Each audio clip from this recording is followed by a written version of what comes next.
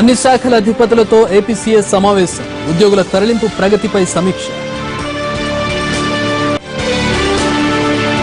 కేంద్ర మంత్రి జవదేకర్ ను కలిసిన కేటీఆర్, ఫార్మాసిటీకి అనుమతులు ఇవ్వాలని విన్నపం.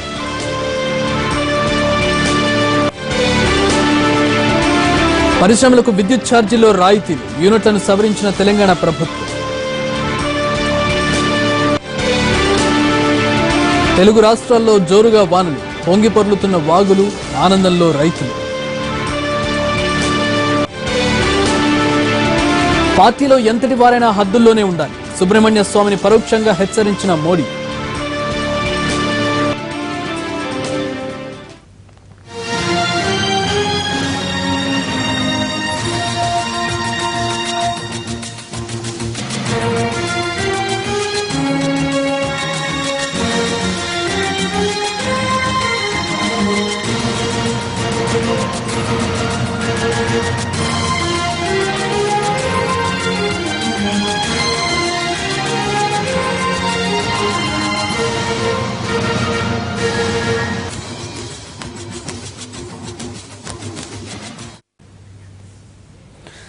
తిరుమలలో చిరుత సంచారం అరికట్టడంపై దృష్టి పెట్టింది టీటీడీ. ఇప్పటికే 2 ప్రాంతాల్లో బోన్లు ఏర్పాటు చేసింది. చిరుత సంచారం ఉందని గుర్తించిన ప్రాంతాల్లో బాణాసంచా పేల్చింది. దీనిపై మరింత సమాచారాన్ని తిరుమల నుంచి మా ప్రతినిధి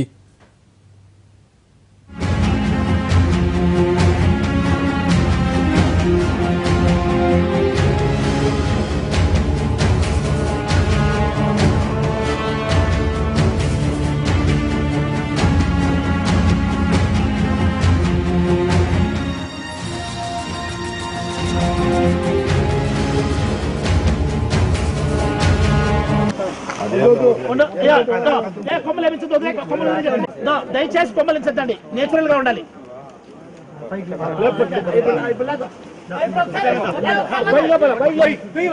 ఓకే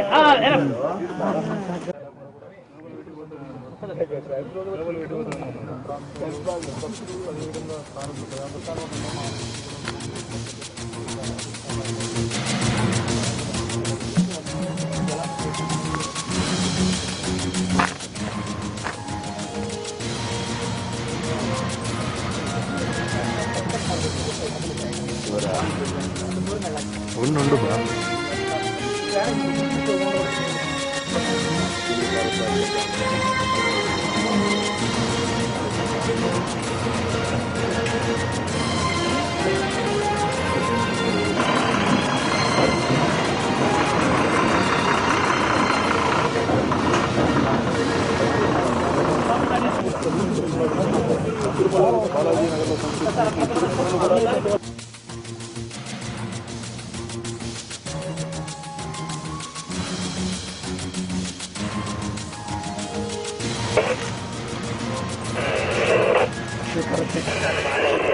తిరుమలలో చిరుత సంచారం అరికట్టడంపై దృష్టి పెట్టింది టీటీడీ. ఇప్పటికే 2 ప్రాంతాల్లో బోన్లు ఏర్పాటు చేసింది.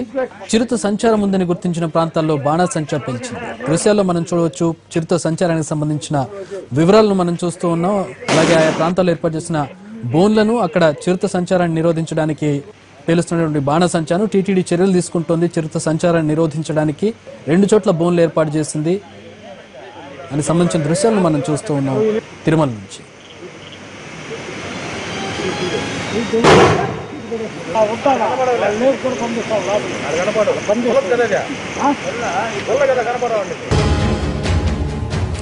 అయితే దృశ్యాల్లో చూడవచ్చు సీసీ ఫుటేజ్ కు చిక్కినటువంటి చిరుత సంచారం దృశ్యాలను. 2 ప్రాంతాల్లో బోన్లను ఏర్పాటు చేశారు చిరుతను పట్టుకోవడానికి.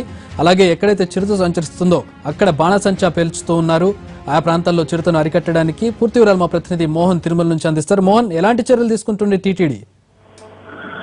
తిరుమలలో గత నెల రోజులుగా కూడా చిరుత సంచారం పెరిగినటువంటి నేపథ్యంలో టీటీడీ ముందస్తు జాగ్రత్తలు చేసుకుంటుంది. అంటే గతంలో 2009 సంవత్సరంలో అలిపిరి నడక మార్గం, అదేవిధంగా శ్రీవారిమెట్టు నడక మార్గంలో చిరుత 2 సార్లు కూడా చిన్నారులపై దాడి చేసినటువంటి ఘటనలను దృష్టిలో ఉంచుకొని ఈసారి అటువంటి ఘటనల్లో పునరావృతం కాకుండా ఉండేలా కూడా టీటీడీ అధికారులు ఏర్పాటు చేస్తున్నారు. గత నెల రోజులుగా తిరుమల ప్రజలు స్థానికంగా ఉన్నటువంటి బాలాజీ నగర్, అదేవిధంగా నడక మార్గానికి సంబంధించినటువంటి ప్రాంతంలో చిరుత రాత్రి వేళల్లో కాకుండా పగటి వేళల్లో కూడా సంచరిస్తున్నటువంటి నేపథ్యంలో అటు స్థానికులు ఇటు భక్తులు భయాందోళనకు గురవుతున్నటువంటి పరిస్థితులు ఉన్న నేపథ్యంలో టీటీడీ అధికారులు అదేవిధంగా అటవీ శాఖకు సంబంధించినటువంటి అధికారులతో సమావేశాలు నిర్వహించడం, చిరుత సంచారానికి సంబంధించి పూర్తి స్థాయి సమాచారాన్ని కూడా సేకరించారు. తిరుమలకు సంబంధించి ప్రస్తుతం శేషాచల కొండల్లో 40 వరకు కూడా చిరుతలు ఉన్నాయి. తిరుమల సమీప ప్రాంతంలోనే ఒక 4 చిరుతలు ఉన్నట్లుగా కూడా సీసీ కెమెరా ఫుటేజీలు అటవీ శాఖ ఏర్పాటు చేసినటువంటి ఫుటేజ్ ద్వారా తెలుస్తుంది. ఇక తిరుమలలో ఒక జనసంచారం ఉన్నటువంటి ప్రాంతంలో సంచరిస్తున్నటువంటి ప్రాంతాల్లో కూడా చిరుతలు 2 వరకు ఉన్నట్లుగా కూడా అటవీ శాఖ అధికారులు భావిస్తున్నారు. ప్రస్తుతానికి చిరుత సంచారం ఎలాంటి ప్రాణాపాయ స్థితి కలిగించే పరిస్థితి లేనప్పటికీ కూడా ముందస్తు చర్యలు తీసుకుంటున్నాం. అందులో భాగంగానే చిరుతను అటవీ ప్రాంతంలోకి పూర్తిగా తరలించేలా కూడా బాణసంచ పెంచుడు కార్యక్రమాలు నిర్వహిస్తున్నాం. ఇక ఇవాళ రోజున తిరుమల సంబంధించి చిరుత అధికంగా సంచరిస్తున్నటువంటి కార్తీకాల గంగమ్మ ఆలయ ప్రాంతం, అదేవిధంగా బాలాజీ నగర్ సంబంధించినటువంటి ఈస్ట్ ప్రాంతంలో కూడా 2 బోన్లు ఏర్పాటు చేశారు. దీన్ని వైల్డ్ లైఫ్ అధికారులు ఆపరేట్ చేస్తారు. ప్రస్తుతానికి బోన్లు మాత్రం టీటీడీ అధికారులు ఏర్పాటు చేసినప్పటికీ దీన్ని రేపు వైల్డ్ లైఫ్ అధికారులకు సంబంధించి పూర్తి స్థాయి ఆదేశాలు వచ్చిన తర్వాత వీటిని ఆపరేట్ చేసేలా కూడా ఏర్పాట్లు చేస్తామని అటవీ శాఖ అధికారులు తెలుపుతున్నారు. ఏపీ రాజధాని అమరావతిలో తాత్కాలిక సచివాలయ ప్రారంభానికి ముహూర్తం ఖరారైంది. బ్లాక్ 5లో గ్రౌండ్ ఫ్లోర్ లో 5 శాఖల కార్యాలయాలు ఇప్పటికే సిద్దమయ్యాయి. Labour, medical and health, housing, Panchayati Raj శాఖలు ప్రారంభం కానున్నాయి. ఎల్లుండి మధ్యాహ్నం 2:59 ముహూర్తాన్ని ఖరారు చేశారు.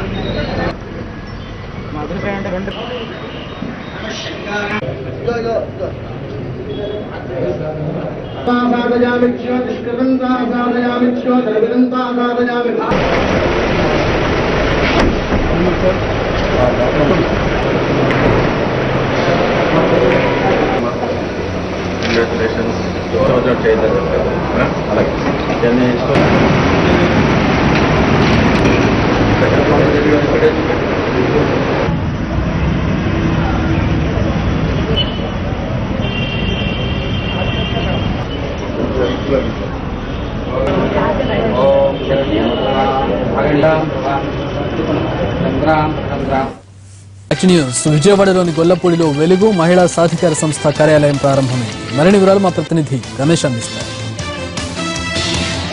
అమరావతికి తరలి వచ్చే ప్రక్రియ వేగవంతమైంది. హెచ్ఓడీల కార్యాలయాల తరలింపు చాలా చురుకుగా సాగుతోంది. మొత్తం 125కు పైగా హెచ్ఓడీలు హెడ్ ఆఫ్ ది డిపార్ట్మెంట్లు హైదరాబాద్ నుంచి అమరావతికి రావాల్సి ఉంది. దాంట్లో ఇప్పటివరకు 50కి పైగా సంస్థలు తమ కార్యకలాపాలను విజయవాడ కేంద్రంగా లేదా గుంటూరు కేంద్రంగా ప్రారంభించేందుకు కార్యాలయాలను ఎంపిక చేసుకునే సిబ్బంది కూడా తరలి వస్తున్నారు. ప్రస్తుతం మనం గొల్లపూడిలో ఉన్నాం. గొల్లపూడిలో మహిళా సాధికార సంస్థ తన కార్యాలయాన్ని ఏర్పాటు చేసుకుంది. హైదరాబాద్ నుంచి 100 మంది ఉద్యోగులు ఇక్కడ వచ్చి పనిచేయబోతున్నారు. వారి తరలింపు ప్రక్రియ కూడా మొదలైనట్టుగా తెలుస్తోంది. ఈ కార్యాలయాన్ని ఇప్పుడే మంత్రులు మృణాలిని, దేవినేని ఉమా ప్రారంభించారు. ప్రస్తుతం ఆ సంస్థకు చెందినటువంటి ఉద్యోగులు మనతో ఉన్నారు. వారితో మాట్లాడదాం.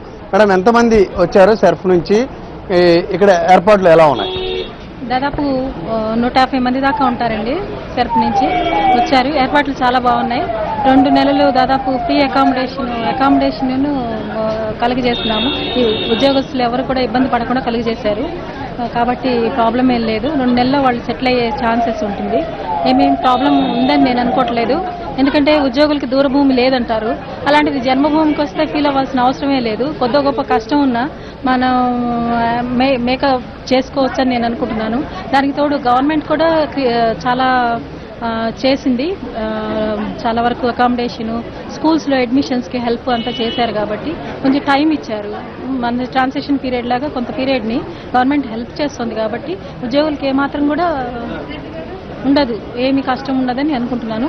ఏ ఉద్యోగిలో కూడా నాకు వ్యతిరేక భావన కనిపించలేదు. కార్యాలయాల ఏర్పాటు పూర్తవుతా ఉంది.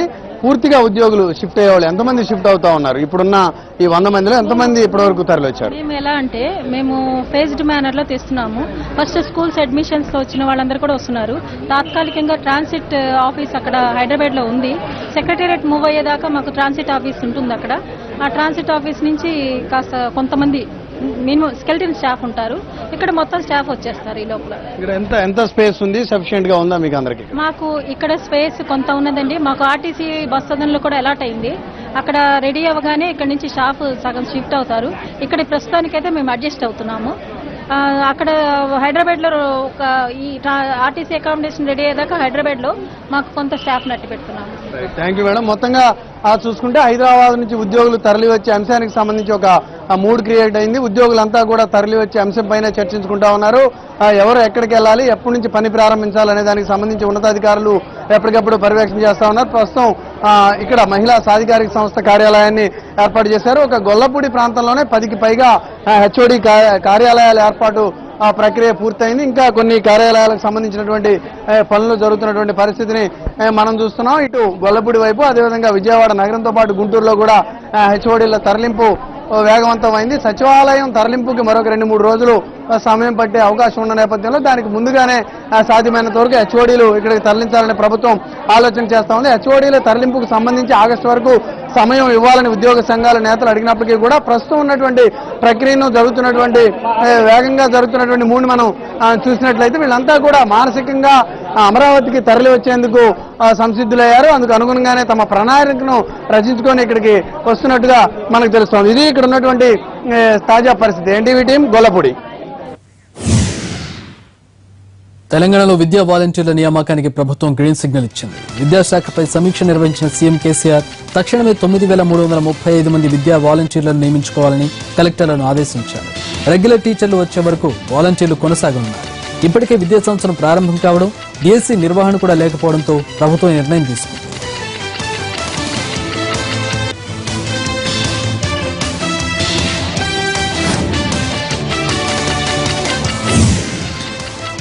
హైదరాబాద్ వనస్థలపురంలోని గౌతమ్ మోడల్ స్కూల్ నుంచి ఓ బాలుడు అదృశ్యం కావడం కలకలం రేపింది.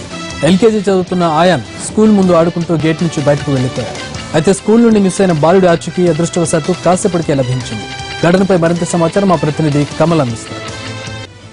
వనస్థలిపురంలోని స్కూల్లో ఎల్కేజీ బాలుడు తప్పిపోయిన ఉదంతం కొంత కలకలం రేపింది. 2 గంటలకే బాలుడు ఇంటికి సురక్షితంగా చేరాడు. స్కూల్ నుంచి ఏ విధంగా వెళ్ళాడు, స్కూల్ నుంచి వెళ్ళిన సమయంలో ఏం జరిగింది, అసలు ఈరోజు బాలుడు ఎన్ని గంటలకు స్కూల్కి వచ్చాడు అన్నది కూడా పూర్తిగా మనతో చెప్పడానికి స్కూల్ ప్రిన్సిపల్ శివరామకృష్ణ ప్రస్తుతం మనతో ఉన్నారు. సార్ చెప్పండి, అసలు ఏం జరిగింది ఈరోజు, బాలుడు ఎన్ని గంటలకు స్కూల్కి వచ్చాడు, మీరు గమనించినటువంటి అంశాలు ఏంటి?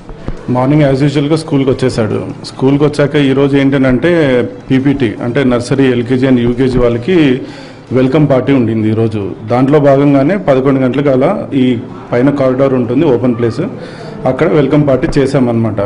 చేసినప్పుడు ఏమవుతుందంటే అప్పుడు 12:15, 12:20 అవుతుంది టైము. ఆ టైంలో నర్సరీ పేరెంట్స్ తీసుకెళ్ళడానికి వచ్చారనమాట. ఈ పార్టీ అయిన ప్లేస్లో నుంచి ఎల్కేజీ రూమ్లోకి వెళ్తున్నాడు అతను.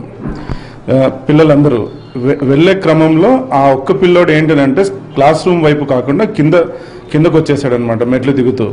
ఇంకోటి ఏంటంటే అప్పుడు పేరెంట్స్ వస్తూ పోతున్నారు, ఫ్రీక్వెన్సీ బాగుంది కాబట్టి ఆ టైంలో గేట్ కాస్త ఓపెన్ చేసి ఉంది.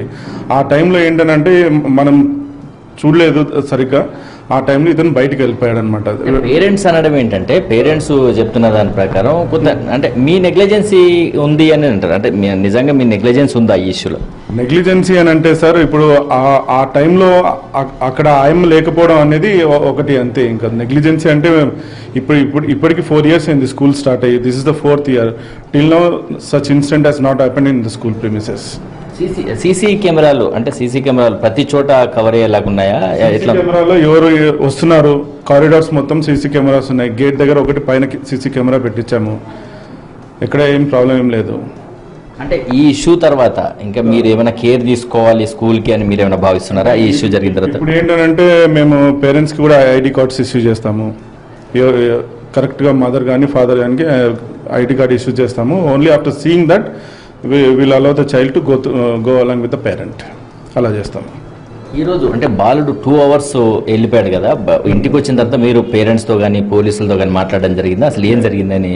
స్వయంగా నేనే కంప్లైంట్ చేశానండి పోలీస్ స్టేషన్కి వెళ్ళి. ఫస్ట్ ఏంటంటే మా స్టాఫ్ మొత్తము ఇంక్లూడింగ్ 4 IAS, టోటల్ 5 IAS ఉన్నారు నాకు. 4 IASని అందరినీ కూడా పంపించాము ఈ ఏరియా, నియర్ బై ఏరియాలో. నేను స్వయంగా ప్రతి చోట వెళ్ళి వెతికాను. ఇక్కడ ఉండే లేన్స్, భాగ్యలత కాలనీ కానీ, డీర్ పార్క్ దగ్గర కానీ, ఇటువైపు కానీ, స్వయంగా పోలీస్ స్టేషన్ వరకు కూడా 2-3 times వెళ్ళాను. అని అంటే బయటకు వచ్చినప్పుడు ఎవరైనా గమనించి ఈ పిల్లోని పోలీస్ స్టేషన్లో ఏమైనా అప్పచెప్పారని అక్కడికి కూడా వెళ్ళి ఎంక్వైరీ చేయడం జరిగింది. కాకపోతే ఏంటంటే పిల్లోడు డైరెక్ట్గా అప్పుడే ఇంటికి వెళ్ళుండొచ్చు. మరి వాళ్ళు చూసుకున్నారా లేదా అనేది మనకి క్లియర్గా తెలియదు. 2 o'clock తర్వాత వాళ్ళు ఫోన్ చేసి ఇంటికి వచ్చాడని చెప్పి చెప్పారనమాట. ఈ ఇష్యూలో స్కూల్ నుంచి బయటకు వెళ్ళిన బాలుడు సేఫ్ గా ఇంటికి చేరాడు. ఇన్ కేస్ అటువంటి జరగకపోయింటే కూడా పూర్తిగా మీదే బాధ్యత ఉండేది కదా. మేమే బాధ్యత వహించాలి. ఎందుకంటే ఆ టైంలో ఆ గేట్ ఓపెన్ ఉండడము, పేరెంట్స్ వస్తూ వెళ్తున్నారు కదా. నేనే దానికి ఇప్పుడు మీరు సీసీ ఫుటేజ్ లో చూడొచ్చు. Just before the incident has happened 10 minutes before నేనే లాక్ చేశాను గేట్ ని. అది బోల్ట్ పెట్టిన ఒక 5 minutes కి మళ్ళీ పేరెంట్స్ వచ్చారు. అలా జరిగిందనమాట. ఇది మొత్తానికి ఒక 10 నిమిషాల్లోనే బాలుడు కొంత రద్దీ సమయంలో బయటకు వెళ్ళిపోవడం జరిగింది. కొంత ఆ టైంలో అక్కడ ఆయా లేకపోవడం, ఆయా ఉన్నప్పుడు కూడా ఒక బాలుడు బయటకు వెళ్ళిపోవడం గుర్తించలేకపోవడం కొంత మా తప్పిదమే అయినప్పుడు కూడా ఇక పైన ఇటువంటివి జరగకుండా తల్లిదండ్రులకు కూడా ఐడి కార్డ్స్ ఇష్యూ చేస్తాము. ఎవరైతే ఐడి కార్డుతో స్కూల్కి వస్తారో వాళ్ళతో మాత్రమే పిల్లల్ని పంపిస్తామని చెప్తున్నారు. ఈ రోజు జరిగినటువంటి ఘటనలో బాలుడు క్షేమంగా ఇంటికి చేరడంపై అటు స్కూలు యాజమాన్యం కూడా సంతోషం వ్యక్తం చేస్తుంది. ఒకవేళ జరగరాంది ఏదైనా జరుగుంటే స్కూల్ రెప్యుటేషన్ కూడా చెడిపోయేదని చెప్పి కూడా స్కూల్ యాజమాన్యం చెప్తుంది. మొత్తానికి స్కూల్ ప్రిన్సిపాల్ చెప్తున్న దాని ప్రకారం ఇక పైన ఏ విద్యార్థి కూడా బయటికి వెళ్ళాలంటే వారికి సంబంధించినటువంటి ఐడి కార్డు, తల్లిదండ్రుల ఐడి కార్డు చూపిస్తేనే ఇకపై మేము పంపిస్తామని చెప్పి కూడా స్కూల్ ప్రిన్సిపాల్ చెప్తున్నారు. కెమెరా పర్సన్ రత్నతో కమల్, ఎన్టీవీ, హైదరాబాద్. మైసూర్ మహారాజా వారి పెళ్లి వేడుక ఘనంగా జరిగింది. మైసూర్ ప్యాలెస్ లో యువరాజు యధువీర్ చామరాజ ఒడియార్ రాజస్థాన్ దుంగార్పూర్ రాజవంశ యువరాణి త్రిషికా కుమారిని పెళ్లాడారు. అతి ముఖ్యమైన 550 మంది అతిథుల సమక్షంలో వివాహ వేడుకను రాజపురోహితుడు నిర్వహించారు.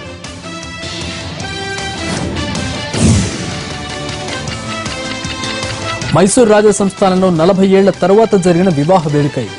దీంతో ఘనంగా ఏర్పాట్లు చేశారు. రాజ సంప్రదాయాల ప్రకారం పెళ్లి సంబరాలు జరిగాయి.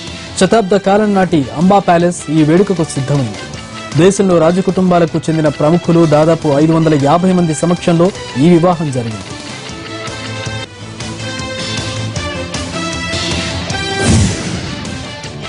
TV 30/60 updates next of the record ప్రసారం అవుతుంది. Stay tuned.